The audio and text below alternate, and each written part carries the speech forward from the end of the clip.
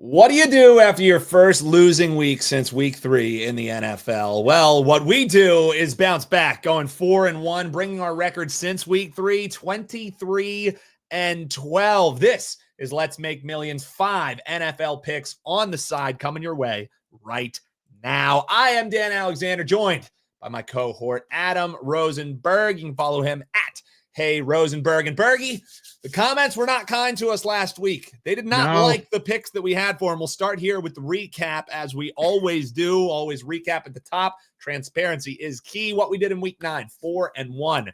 Easy rocking chair winner with San Francisco. Nearly a money line winner with Atlanta, +5.5. We're extra point away from OT, from at least OT. Yeah, where honestly, OT is where dogs go to die. So maybe we dodged a bullet on that one. Minnesota outright. They hated this pick. They told us we were assholes in the comments. What are you talking about? Well, we told you, sprinkle that money line, baby. 8.5 gets home. Houston, CJ Stroud plays that game. Do they lose? Probably, because they're kicking field goals from the 1-yard line. Jackasses. Houston is our lone loser, and we nearly get home. A failed 2-point conversion from getting an outright win on Las Vegas as well. Terrific bounce back week. We had our first losing week since week 3, the week prior, and you saw there, brings us to 26-19 in the upper 90-ish percentile out of 6,700 people who are competing. Right in there. Berg, we're in a really nice position right now. And this week, though, I will say, man, tough board. Tough board here. When you look at these week 10 contest spreads, if you had the Raiders last night, you already have a win in pocket. Berg and I bet that. But as a rule of thumb, honestly, Berg, I think if we would have included all of our Thursday night picks, we've been right on all of them. Yeah. I don't think I'm no bullshit. I don't think we've missed a Thursday night football game. It's either been pass or we've just taken dogs, and dogs have been great because Thursday night football is a horrible product. But just as a rule of thumb, we don't play Thursday games, because if you put your picks in on Thursday, they're locked in. If there's any injuries, because we always lock ours in on Friday. If there's any late injuries, if there's any things like that, you get to avoid that. And you're just kind of beholden to locking in your card a little too early. So we don't play Thursday night games. But if you had the Raiders, like my friend Carmine Bianco, congratulations to you in the Circa contest. But this is a tough board, man. Really tough board. The lines are about right.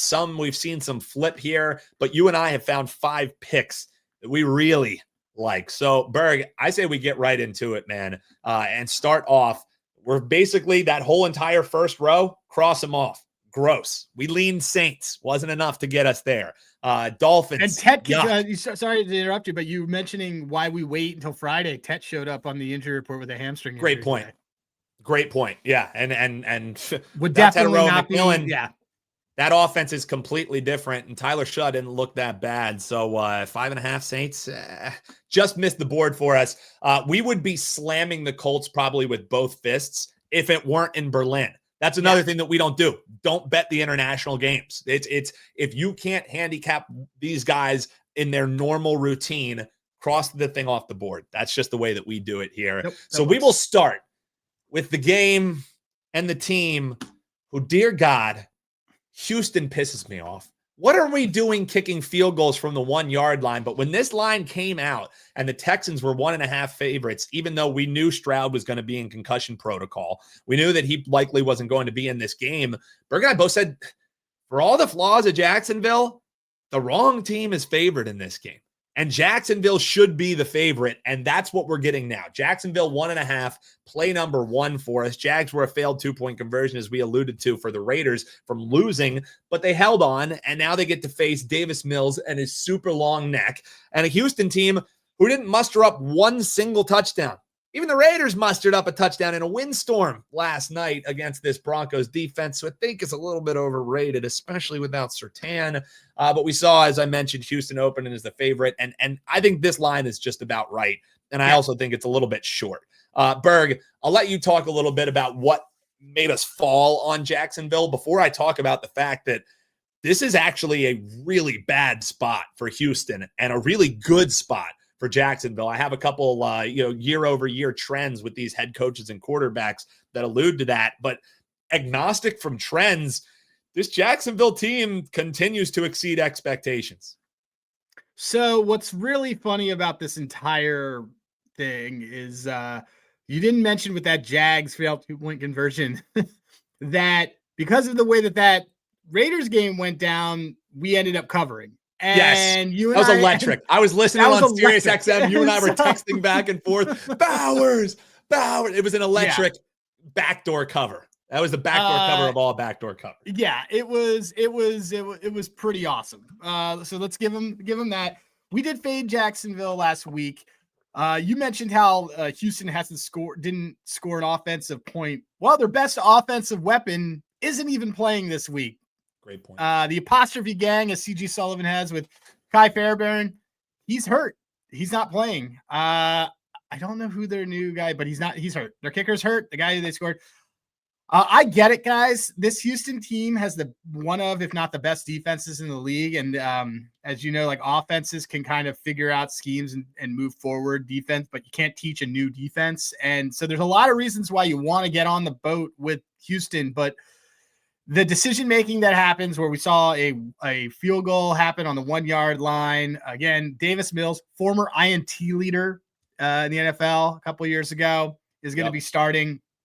I don't know if he's better than CJ Stroud. I don't even know if it matters because of the play calling. But for us in this, it's a divisional matchup that effectively ends the season for the Texans here. Because if they lose, they would be 3 games back in the division. And it's just going to be Jacksonville basically and then gunning for the Colts as they go down the stretch. So I think that there's a high motivation factor, obviously, on one side. I don't cap for that. We did see the line move with us with what we thought, which is a nice little support metric there. But for me, it's also Devin Lloyd's coming back. Devin Lloyd, I just made sure of it right before. Devin Lloyd, who has, I think, 2 pick sixes this year. He's electric. He's an impact player. Impact player, and most importantly, an impact player on the turnover front, which is what the Jags live and die by against a quarterback who, this I said, has thrown the most interceptions in the league a couple times in his career. So let's go with the Jags. We'll go with those Cats. They're going to be indoors because they're going to be in Houston. This is one of my favorite plays on the board. I actually, while you mentioned that the line is probably right, the line is probably right. In fact, a lot of our plays, probably why they're so sweaty until witching hour, is because of the right line. We end up on the right side of the coin flip on it. But I do think that Jags might win by margin simply by the fact that they might be able to put up some more points. They got Jacoby Myers this week. I know BTJ is not going to probably play. I know said a lot here on the X's and O's front, but there's a lot of reasons to like Jacksonville. And so that is why we're on that side. Yeah, and if you watch the show every week, hey, we really appreciate it. And hit that like button if you haven't already. Subscribe.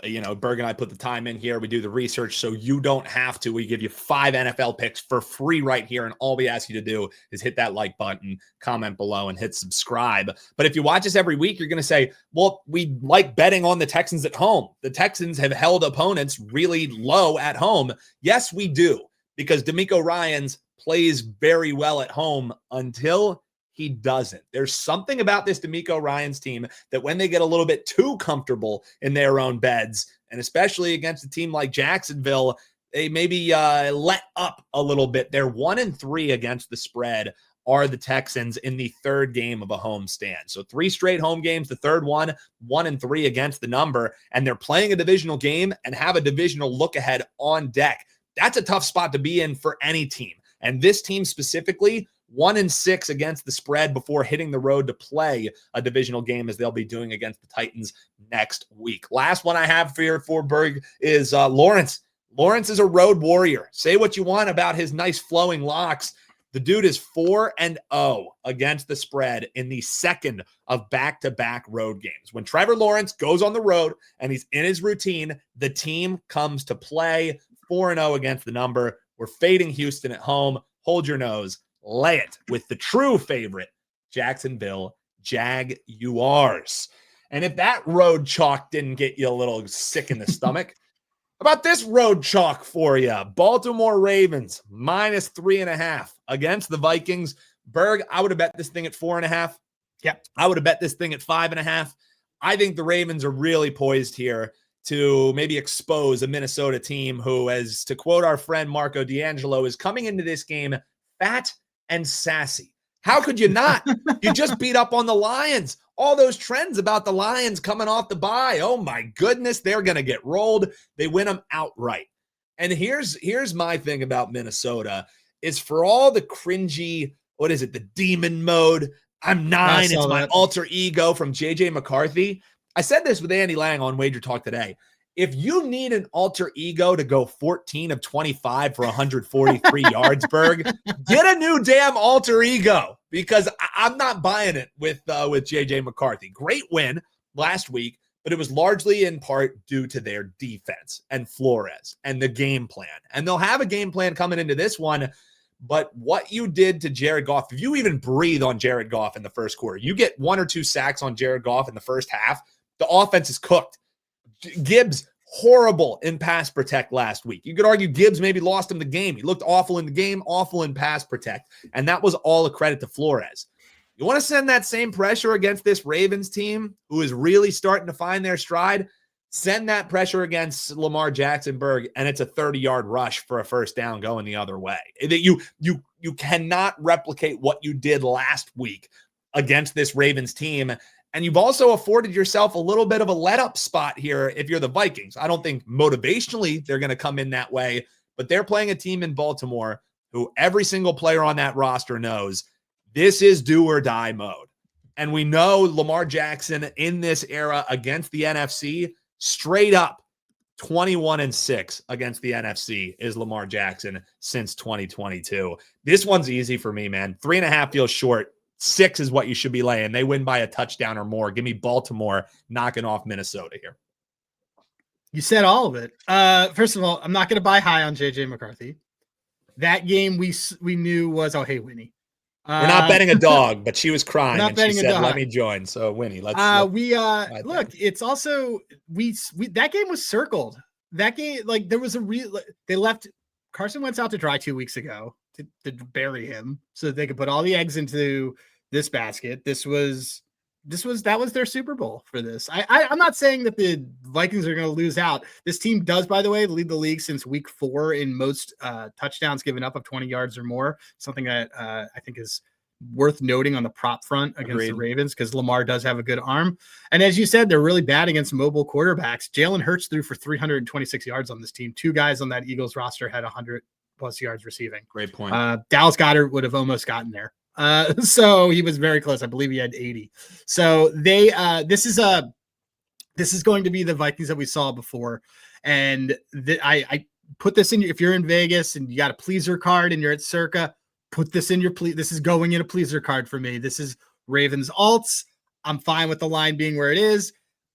We could, the Vikings might, we're going to be taking the Vikings again. And in fact, here's a hint. We're going to be taking them against Green Bay in 2 weeks. So this isn't quite as much an anti-Minnesota play as it is a pro-Baltimore play. It's a very pro-Baltimore play. Baltimore's about to go on their run. This is it. Every game's a kitchen sink game going forward off their mini bye where they took care of business. Give me the Ravens. Give me Lamar. And by the way, I say this because it's 100-1, I believe, right now. You need to sprinkle a little bit on Lamar MVP because if there is an inevitable 9-game winning streak and they do what they need to do, he's going to be in that conversation. He's firmly in the conversation, 1,000%. And again, this isn't as anti-Vikings, but it's a really bad Vikings spot that we're talking about here because whether you believe in the Bears or not, we might not. That might be a little spoiler for what's coming up. But the Vikings are still in a divisional sandwich game. Not only are they it's a big old sandwich. This thing's a BLT, baby. This is a club sandwich, 2 slices of bread because they just played the Lions. Sure, you want to beat up on the Ravens, an AFC team. Yeah, you want to get this win here. But what's more important, this week or next week against Chicago, and then the following week against the Packers? So in 4 games, 3 of them are against divisional opponents. One's an opponent that you don't see that often who needs this game like blood. Feels short, man. Lay the 3.5 with the Baltimore Ravens. And all right, we talked road chalk. How about we do a little home chalk here? And I know the comments are going to love this. I didn't grab our adoring fans comments, but I should have because they were burying us for going against New England. Are you guys idiots? What one called as cartoon characters for fading New England? We know nothing about New England. One of them really commented that, who's this Charlie Day guy? Which, by the way, you are not the first person to make that comparison to me. So. You do have Charlie Day vibes. I do have Charlie Day vibes. Are we going to go on a spa day? You're not finishing your word. Are you still trying to say spaghetti? Are you trying to say spaghetti? But we're doing it again. We're fading this Patriots team, and this time we're laying chalk against them. Give us the Buccaneers taking on the New England Patriots. Last week we faded them. Comment section hated it, but hey, we got it home for you. There was one guy who said, these are 1-4 ass picks. I'm going to come back tomorrow to talk my shit. He still hasn't commented back. He hasn't come back. We're waiting for your comment, please. But for what it's worth, Berg, keep those comments coming. Like, we love them. You know what I mean? Yeah. Like, whether you love us, whether you hate us, just keep commenting because we love chopping it up. Chances are, though, you love us. If you did what we did, which we consistently talk about is actually the negative EV thing to do. If you're in a circuit contest, you're really not supposed to bet also every single one of your plays. But we do. We do. And so it's been great. But the thing is that, and if you've done that, then you've done very, very well. So, yeah, we appreciate going in the comments. Who's ever watching, whether you like it, whether you follow, whether you fade. That's what we do. We do this show for you for free. You know, we're here on Wager Talk. There's a lot of folks who you can buy their premium services. Berg and I, we give it to you right here for free. Our shot, we're our the carrot. We are for the good stuff. Yeah, exactly. We're quote unquote the public square guys, and we're more than willing to give our plays here for free. But the premium picks, they're at wagertalk.com. So if that's your thing, check them out. We have some great deals going. Weekend Warrior, you can get action all weekend long. So just check that out, wt.buzz/deals. But let's get back to this Tampa Bay game. We nearly got that money line home, and now we got the Patriots on the road catching points. Oh, my God, we got to take the Patriots. They're amazing. All these wins that they've racked up. All right, let's pump the brakes here, Berg, because outside of the Bills, who I, again, argue that's not even that impressive of a win. I agree. I like Dolphins this week. Panthers, Saints, Titans, Browns, and last week, the Falcons. Those are the teams outside of the Bills that they've beaten. None of those teams, Berg, if you do a quick check, are above 500. Those teams, 6 of them, have a combined 9 wins. I liken this team to the Denver Broncos side of this equation, where they are getting to play bad teams and they're taking care of business. Congratulations to them, but this is a step up. They're not playing a sub 500 team this week, Berg. They're playing a Tampa Bay team who's coming off a bye that they really needed in the worst way. We were looking on betting on Tampa Bay heading into the bye simply because it was an exhale game. It was, hey, let's get this win and let's get it done. I'm pretty sure we did bet them and cashed our ticket on them here on the show. And now they're coming off of the bye a little bit healthier. Sure, you'd like Bucky Irving back, but I don't think that's the worst thing. Rachaad White's been capable. Tucker, he'll get some carries here and there. But look at how May looked against a competent defense. If you look at the box score, it wasn't that awful. He still threw touchdowns. He still had a nice QBR. But if you watched the game, Berg, May was flustered. Fumbled once, threw a really bad interception. And on the other side of the equation, this vaunted Pats defense, Mike Vrabel, the defense whisperer, Michael Penix threw 3 touchdowns on this defense. What do you think Baker Mayfield with rest is going to do? And this Bucs defense, I think they're sneaky good. They were really good in some spots before the bye, and they've only gotten healthier, have had extra time to game plan and throw some fits in. Todd Bowles is a terrific game planner against rookie quarterbacks. I know he's not a rookie quarterback, but he's a young quarterback.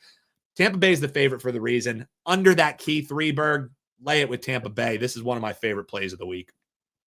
Same. This one moved with us right away. We talked about it on Sunday night together. So guys, just so you know, like what Newbie and I do, if I talk all the time, is that Sunday night we go through what do we like right away. We sleep on it, and then the next day we kind of go through what do we want and moving in that. This Tampa line moved right away. Something that we haven't talked about. Look ahead to while it's only a look ahead to the Jets. Still a look ahead to a divisional Thursday matchup for the Patriots. Yes. So it is going to be a short week coming up. Patriots team that I don't like to say a team can drop a game, but they can drop this game because the game that's really important to them is keeping the pressure on the Bills because the Patriots can win out and control their destiny in that division. So the Patriots win on Thursday. It puts continues to put pressure on the Bills. They can drop this game and it's not going to have any difference on them in the division. But yeah, you kind of nailed it. I was also going through the injury report. Kayshon Boutte not playing. When you have that's a big deal. Jokes from Sean Kramer. When you hurt your booty, that's a big deal. That guy is always making big plays, like constantly. He's their stretch the field guy. He's their stretch the field guy, and he is the guy who Drake May looks. So Drake May is not great at second reads, and when he is in trouble, as he sometimes tends to be when there is any sort of pass rush whatsoever. I'm not saying Drake May is bad, but you can watch him. You just watch it in the game when he takes the ball and he runs with it. Jackson Dart sort of does the same thing too. Young quarterbacks do this a lot. Yep. He looks for Kayshon all the time, and this is a big deal that it's not going to be there. Ramondre Stevenson also not going to play, which means that Travion Henderson is going to be doing a lot more of the pass blocking. And we saw how that worked out last week. Went awful. And so I really do like Tampa here. Again, Tampa also looking around and seeing that Carolina suddenly is moving and making chances. They're only one game back in the division. If Carolina wins and Tampa loses, we suddenly have a very, very interesting December that comes up in the NFC South. Both of the NFC and AFC Souths might as well be the same. That said, I think we've given you a bunch of information on this one, but between what the spot is for the Patriots and where it is in terms of wanting to fade, and just also, I'm not gonna fade Baker off the bye. This team is getting healthier, and Mbuka is going to be playing again. I know Godwin hasn't been in because I think he's pretty much out till December. They got a lot of their guys back. We have a thing here that we have really done a good job of taking teams off buys, even if they stink. Especially if they're good. We did this with the Ravens before. We're going to keep doing it. So give us the Bucks by margin, I think. Yeah, and Patriots also have gotten to stay home for 2 straight weeks, and now they're going on a road that's also, a kind of historical spot that's a nice fade spot, first road game after 2 back-to-back home games. So a lot of reasons we like it. Hop below in the comments and tell us how wrong we are and how May's the MVP candidate, and he's a new Tom Brady-esque. Keep the comments coming. We're laying it with Tampa Bay. 2 plays left. And don't think we forgot about you, underdog bettors. I have my dog sleeping on my lap right now. As you saw her, she popped up. So we have to have some dogs. Berg, I don't know if they're going to like the dog that we have for him, though. This is 10 a.m. Eastern, or 10 a.m. Pacific, excuse me.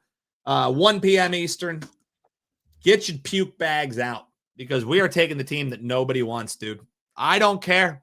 Congrats on the shootout against the Bengals, Bears. How amazing. Now you're home chalk against the Giants team, who I saw a report that basically Dable was fired after the Denver game, and then cooler heads prevailed. I don't know if it's true or not, but it was that SNY. They were talking about it. So basically Dable has already been fired once this season, and he's looking not to get fired again. And Berg, this was one that you said is making our card. So I'll let you hit the lead here before I give my thoughts on why we're taking 4.5 with the New York Football Giants on the road against the Chicago Bears, who had their best start to the year in God knows how long. We're fading them, and Berg's going to tell you why. I mean, look to your left, look to your right. Neither of those people are on the Giants. Look outside. Look online. You're not going to find anybody who's on this Giants team. No, just these 2 guys. But then there's us. Just these 2 guys. Look, full disclosure, a little bit of gambling radar from doing this a lot kind of went off when I saw how short that this line was. You have a Bears team that is making moves, whether or not you liked how they won last week. They're making moves. Winners win. They did that. It's not how you do it, but it's the fact that you do it. They put up points. They've been able to move things on the offensive side. Other than that Ravens game, they've been pretty good in that spot. When this open day, this was a look ahead of 5.5. It immediately moved down, and I thought, well, 5.5 sounded right. Now we're getting closer to this Giants line. So the Giants, for me, though, I understand that Dable may be done. Footnote: I think if I had to make a bet, I think he ends up on the Eagles staff next year. But that's just a side note. No one told Jackson Dart that the season's over, and I will hate on. I didn't hear no bell. I didn't hear no bell with Jackson Dart. Jackson Dart doesn't care about his body, doesn't care about his team's record. I love that. So Jackson Dart's a dog, and Jackson Dart is consistently continuing to play. That we talked about how that it was a rocking chair win on the Niners that they CMC'd it 80 times in that game. They still kept firing towards the end of that game.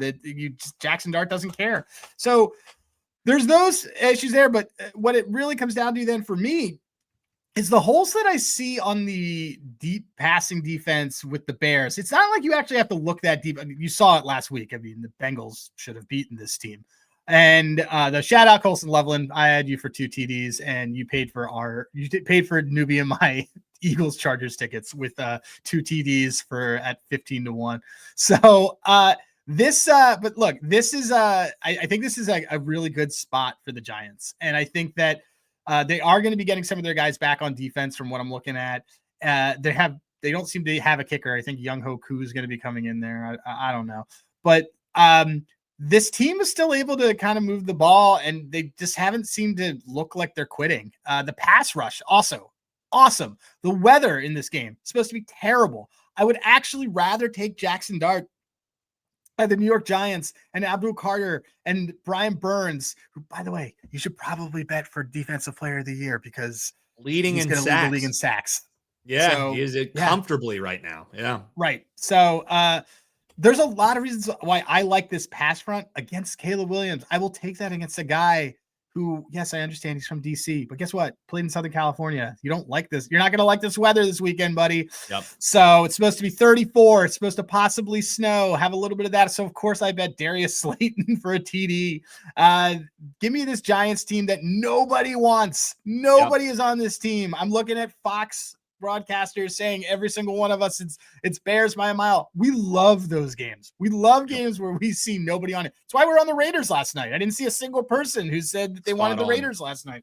Fine. Yeah. But give me this Giants team. This Giants team hasn't quit. They're just not good. There's a huge difference. And this Bears team also isn't really as good as everybody's really putting them out there. I think that the holes that they have on their defensive side, like I said, can be exposed on the passing side. I think Jackson Dart's able to do that. They've also proven to not be great against mobile quarterbacks, the quarterbacks that are not afraid to move around. Tracy and Singletary have been able to fill in better without Scattaboo there for the rest of the season. So Giants, I like Giants outright on this one. It's one of my favorite ones. I was telling people it's non-negotiable on a couple of my cards. Yeah, I bet Giants money line in this one as well. Obviously, for the contest here, we're taking the 4.5. You mentioned Scatabo, and you get, a week removed from that really crushing injury. Not only how you lost the Eagles, it was a horrible spot for the Giants, and now you're a week away from that. And I think that helps this team mentally. Also, you're going to be facing a team who all week long is feeling like they're hot shit because Caleb Williams finally won in a shootout against a defense who Berg and I could probably score against. Congratulations. I'm not buying it. So they're spending all week long, again, to quote Marco, feeling fat and sassy because they win and they're 5-3. Oh, my God. The Giants spent all week finding out a way to make sure that they can hopefully not get their coach fired. Say what you want about what we think about Brian Daboll. The players, as Berg alluded to, haven't quit on him. They haven't quit on this season either. And they're also in that weird 2-7 range where they're not really in full tank mode. You know what I mean? This is, let's see what we have with our rookie quarterback mode. And I'm not so sure that the 5-3 Bears against the 2-7 Giants is that big of a talent gap, because the Bears are the only team in the NFC who has a winning record but a negative point differential. They're one of 2 teams in the NFL who stand as that. This is a team who is snatching victory from the jaws of defeat in many different ways throughout this season. North of a field goal, man, 4.5. Like you said, 5.5, 6. Okay. It kind of tells a story of this is a game for the Bears. This line is telling you have a live dog. The fact that you're only around plus 190, plus 180 on the money line, that tells you have a live dog. Give me the Giants. They win outright on the road against the Chicago Bears. One other point I'd make, and I know we've been droning a little bit long, guys, but we while the board is tough, we really like our card.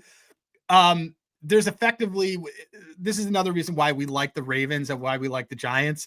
Bears and Vikings play each other next week in critical matchup because everybody in the NFC North has 5 wins except for the Vikings, who have 4. So everyone's actually in that. So that I'm glad you mentioned that because that's a really tough look at. We love fading teams with divisional look ahead, especially teams with playoff implications. Exactly. You know what I mean? And this isn't like the Vikings are out of it or the Bears are out of it. This division could get 3 teams because they're all just sandwiched in there. There's a lot of reasons for the Bears to be focused on a game ahead and looking past a 2-17 that's coming to couldn't agree more. I'm glad you make that point. And yeah, you worried we went 30 minutes and now we're finally getting to the last game. You can press the fast forward button. You can watch us on 2 times speed or just sit back, baby. Let life slow down. Enjoy. Take all of our. You can take our points and you can tell them to somebody at Barney at the bar and say, "Here's all these things that I know." Sound smart to your friends with all these trends. Don't even tell them you watch our show. We don't care. Just enjoy. And if you like fast forward, just leave the show on and just go do laundry. Go do whatever you want. Help us with our analytics here. We appreciate it. All right, Berg. Let's end this one. We talk a gross dog. Let's talk the squarest of square dogs. Oh, yeah. One of the favorite picks for everyone this week. That will be the tail leg of every single teaser that is bet this week. It's our full adept to 5 Eagles. And if you're wondering what the full adept to 5 Eagles means, it's if you look at the AI slop that we have, my shirt says full adept to 5 Eagles. We'll show you on our recap graphic. But we're taking the 2.5, man. Philly coming out of the bye, getting a little bit healthier. AJ Brown said he's going to be playing in this game. I would be shocked if Saquon, even with the groin injury or the hammy, whatever it was, he's likely going to play too. For me, Berg, you're getting a Green Bay team coming off a rough loss. Typically, this is where we would hey, I want to bet Green Bay because it's a bounce back spot for them. Problem is, this Green Bay team is still being rated by the marketplace and power rated like they're the team that beat the Lions up in week 1. And since that point, Berg, they haven't been that team. Yes, we have some stats on the Eagles coming off of a bye. Yes, we have the stats as the Eagles as an underdog. But agnostic to all of that, this is a really bad stylistic matchup for Green Bay. And when I handicap games, Berg, I like handicapping both sides, making points for both sides. When you find a way to find yourself on Green Bay minus 2.5, the only part that's in your pro column is playoff revenge for this team. And that concerns me. But if that's the only factor that would get me on Green Bay in this game, no brainer. Give me the better team with the better defense, the better offense, the better coaching, getting points. Like Jordan Davis said, I don't give a F what the weather is in Lambeau. I censored that for you. I think this is a really nice Eagles spot, as square as it may be, Bergie. We talked about the Eagles in the first, and guys, as we're Birds homers, but we faded this team a couple weeks ago. One of our favorite plays was the Giants. We told the people here on the show, bet the money line with the Denver Broncos. We told them on the show, bet the money line on Thursday night football. Obviously, we don't bet Thursday night games, but we told you on our social medias at Newbie Talks and at Hey Rosenberg. So we have faded this team the same that we have gone with them. So throw out the Birds homer shit. We use that as a superpower that we feel like we have a pretty good read on this team. So sorry to interrupt there, Bird. No. It's good. I mean, we'll fade the team too. Yeah, it's also, by the way, guys, for the Packers fans that are talking about revenge, is it revenge every single week? Is it revenge for Brazil too? Is it revenge for the Carson Wentz game against Aaron Rodgers on Thursday Night Football in 2018? I'm just kind of getting, we're getting redundant. How far back? Yeah. How far back do you need to go? So the other thing is, I think that the big X factor in all of this is that the Packers are without, in my opinion, they're not many people's opinions, their actual true number 1 target. Tucker Kraft not being there is a huge deal. Josh Jacobs appears to be banged up. Tucker Kraft is fantastic in run blocking as well as he is in stretching out the field. I think that that's going to matter. Fangio got a bunch of new toys the last 2 weeks as the Eagles got Jalen Phillips. They got Michael Carter. They got Brandon Graham to come out of retirement to babysit the young kids and be in there and play 30 snaps. I think this team is going to be hell for Jordan Love on third down. And when you're going to talk about it a little bit, but as much as we'll goof on Sirianni for being a bonehead off the bye, this team knows how to prepare. This team does a lot of those things really well. And we haven't been sold on this Packers team all year. It's one of the few times where I know transitive properties don't exist in sports, but whether or not this team was looking past Carolina, who we actually don't think are bad, we think that they're probably at least mid. Clearly they were looking ahead. An Clearly outright they were loss looking ahead. as An outright 13 loss. point favorites. I don't care about their home field advantage then. I don't care about your weather either. It's not there. Give me the squarest dog under the sun. Give me Jalen Hurts having to look when he opens up the newspaper, because Jalen Hurts reads a paper. Jalen Hurts doesn't. Oh yeah, no, he's a paper with like a pipe kind of guy. With a pipe guy, yeah. And it says he sees it says +2.5, and it says they have us as underdogs. Yeah. So this is a really good stretch that's about to happen for the Birds. This is where a lot of their stuff comes together. And we're going to be taking them, and they're going to finish off what will hopefully be a 5-0 week for us. 35 minutes in, Berg. I saved the best Barney at the bar stats for you here on the way out before we do our recap for you. Here's some stats that put you on the Philadelphia Eagles off a bye under Nick Sirianni. 5-0 straight up. We talk all about Andy Reid off a bye. Well, we're not talking about Nick Sirianni enough off a bye. And you tell me, oh, it's only 5 games. Well, whenever we have a small sample size, we go to average margin of victory, because then that's a true indicator. Is it just, is it meaningful or not? Berg, not only do they win these games out of the bye, they win them by an average of over 14 points per game. Margin of victory coming off of a bye. So covering the spread in those games on an average of 7 points. So if your math majors out there, typically coming out of the bye, the Eagles are a touchdown favorite and they win by 2 touchdowns. We're getting 2.5. Now, the other thing I want to say, over the last 2 seasons, here you go, Barney. Tell this next to the dude at you at the bar. They've been a dog 4 times, 4-0 straight up, 4-0 against the spread in those games, winning those games by an average of 11 points. This isn't just a win. This is a potential double-digit win for the full Adept of 5 Eagles. And then the sexiest Barney at the bar stat. This is a duct tape shoe one for you. Defending Super Bowl champions as underdogs since 1980. Going all the way back, Berg, to when they were wearing those uniforms you're rocking on your head. 66-50 against the spread. Champions, Super Bowl underdogs the following season. Take the 2.5 with the full Adept of 5 Eagles. And if you zoom in on me, you can see it. Sorry, Berg. I didn't mean to drop you out of there. You can see it. It says, yeah, just me. Don't pay attention to Berg at all. No, I'm just messing with you.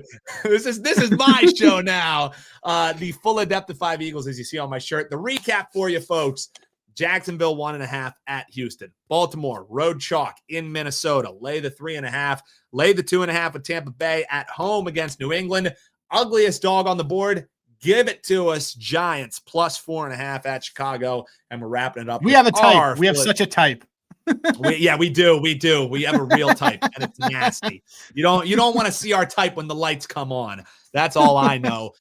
Philadelphia plus 2.5 at Green Bay. Although I will say, Berg, obviously tongue in cheek on that joke, because we both have beautiful wives and we have very much outkicked our coverage. I don't know. So, I don't our type in real life that isn't sports betting type is pretty damn good. I hope you enjoyed the show. If you did, drop a comment below. If you hated it, drop a comment below.